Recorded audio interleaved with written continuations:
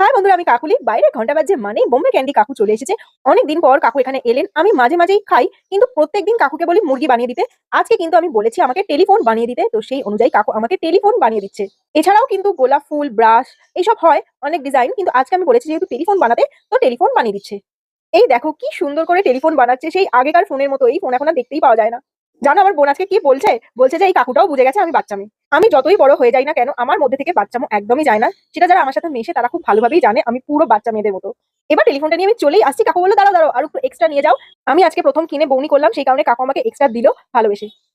Hello আমার জান, আমার পরাণ, আমার কলিজার টুকরা, কেমন আছো? তো যাই হোক, ফোনটা কানে দিয়ে আমি একটু বয়ফ্রেন্ডকে ফোন করে নিলাম। এবার চলো এটা খাওয়া যাক, কিন্তু খেতে তো আমার একদমই ইচ্ছা করছে না। তাই টেলিফোনের এই যে তারটা করে দিয়েছে, এটাই খাবো। এত সুন্দর জিনিস খেয়ে ফেলতে ইচ্ছা করে বলো, তাই খেতে তো একদমই ইচ্ছা করছে না। আর কি ভালো খেতে গাইস, তোমাদেরকে কি বলবো। তোমরা কারা কারা খেয়েছো সেটা কিন্তু কমেন্ট করে জানিও। আর কারা কারা এখনো খাওনি সেটাও কমেন্ট করে জানিও। আর যদি না খেয়ে থাকো